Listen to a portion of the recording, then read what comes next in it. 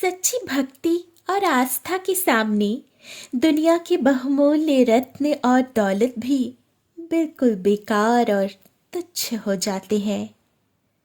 भक्ति हमें संतोष और सुख देती है, जिसके सामने एक मामूली फूल की कीमत भी अनमोल हो जाती है।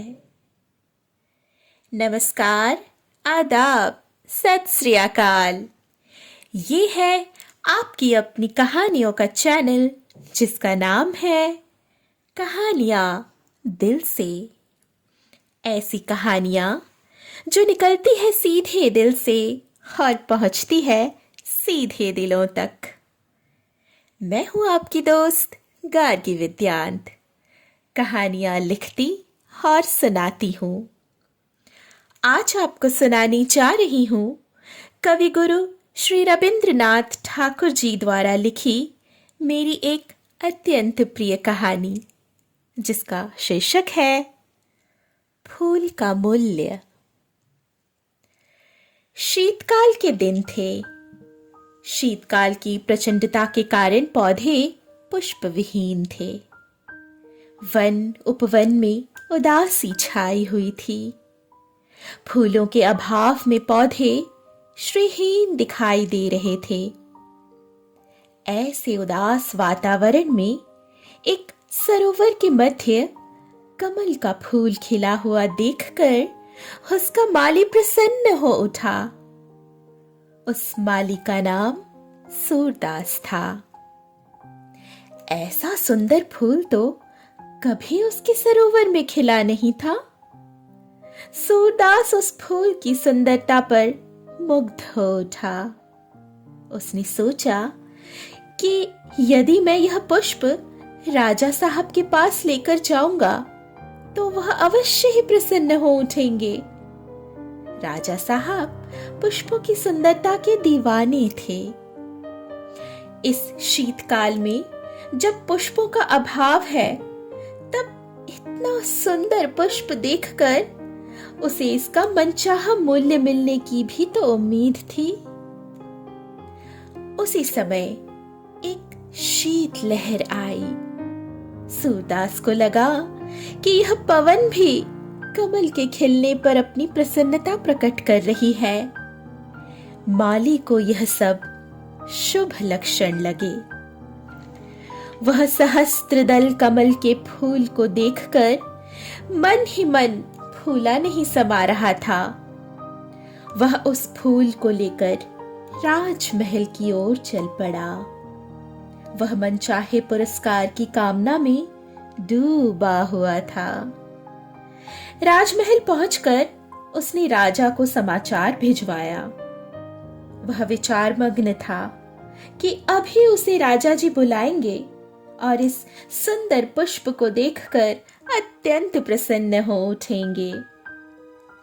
अच्छे मूल्य की अभिलाषा में वह यत्न पूर्वक उस पुष्प को पकड़े हुए उसे प्रेम पूर्वक निहारे जा रहा था। राजमहल के बाहर खड़ा वह राजा द्वारा बुलाए जाने की प्रतीक्षा कर रहा था कि तभी राजपथ पर जाता हुआ एक सभ्य पुरुष कमल के फूल की सुंदरता पर मुग्ध होकर सूरदास के पास आकर पूछने लगा, फूल बेचोगे? मैं तो यह फूल राजा जी के चरणों में अर्पित करना चाहता हूं। सूरदास यह उत्तर देकर चुप हो गया। तुम यह फूल राजा जी को देना चाहते हो, किंतु मैं तो यह फूल राजाओं के भी राजा जी के चरणों में अर्पित करना चाहता हूं। भगवान तथागत यहां पधारे हैं। बोलो, तुम इसका क्या दाम लेना चाहते हो? मैं चाहता हूं कि मुझे इसके बदले 1 माशा स्वर्ण मिल जाए। उस सभ्य पुरुष ने तत्काल यह मूल्य स्वीकार कर लिया। तभी शहनाइयां बज उठी, मंगल वाद्य बज उठे, सुंदर थाल सजाए हुए सुंदर युवतियों का झुंड उधर ही चला आ रहा था। राजा प्रसेनजीत पैदल ही भगवान बुद्ध के दर्शनों के लिए जा रहे थे। सूरदास के पास कमल का फूल देखकर वे प्रसन्न हो उठे।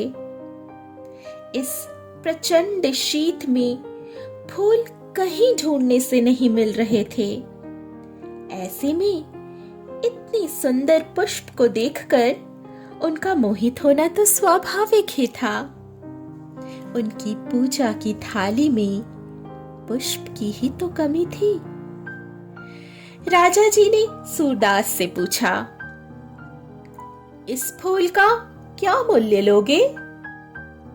सूरदास बोला, महाराज, फूल तो यह सज्जन ले चुके हैं। कितने में? राजा प्रसेनजीत ने पूछा। 1 माशा स्वर्ण में, सूरदास बोला। मैं तुम्हें इस पुष्प के बदले 10 माशा स्वर्ण दूंगा, राजा बोले।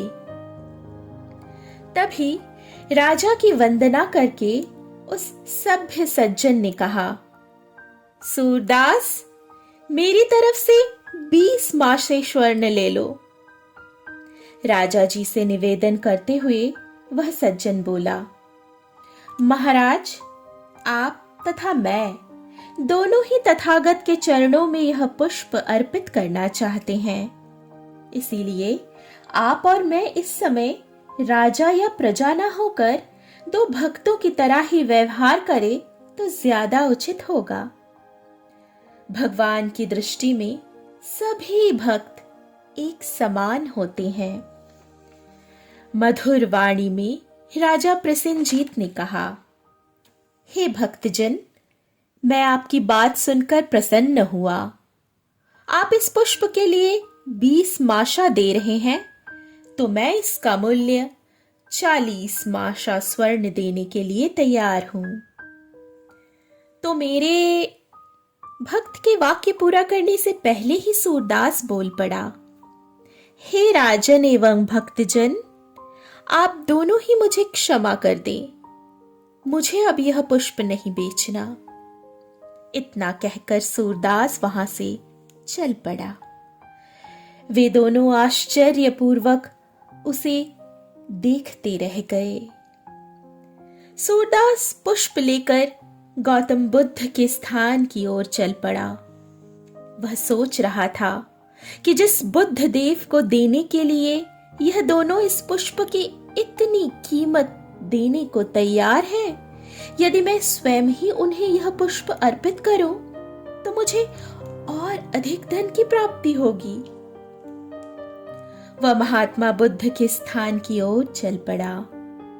उसने देखा कि एक वट वृक्ष के नीचे महात्मा बुद्ध ध्यान मग्न पद्मासन अवस्था में बैठे थे। उनके मुख पर एक अद्भुत आभा थी। चेहरे पर अद्भुत तेज था। ओठों पर हास्य की स्मित रेखा थी। पूरा व्यक्तित्व एक अनूठा प्रभाव लिए हुए था। सूरदास उन्हें देखकर अपनी होशो हवास भुलाकर आदर पूर्वक निर्निमेष भाव से उन्हें निहारने लगा। आगे बढ़कर उसने आनंद पूर्वक उनके चरणों में वह फूल अर्पित कर दिया। उसका तन मन एक अलौकिक सुख का अनुभव कर रहा था। महात्मा बुद्ध ने उससे प्रश्न किया, हे वत्स, क्या चाहिए? आपकी क्या इच्छा है? सूरदास मधुर स्वर में बोला, कुछ नहीं भगवान, बस आपका आशीर्वाद चाहिए। शायद सूरदास को अपने फूल का उचित मूल्य मिल चुका था। बस ये कहानी इतनी ही। अभी आप सुन रहे थे मेरी यानी गार्ग्य विद्यांत की आवाज में कवि गुरु श्री रविंद्रनाथ ठाकुर जी द्वारा लिखित कहानी फूल का मूल्य। कहानी आपको कैसी लगी कमेंट करके ज़रूर बताएं। ऐसी ही और कहानियाँ सुनने के लिए चैनल को लाइक और सब्सक्राइब अवश्य करें। धन्यवाद।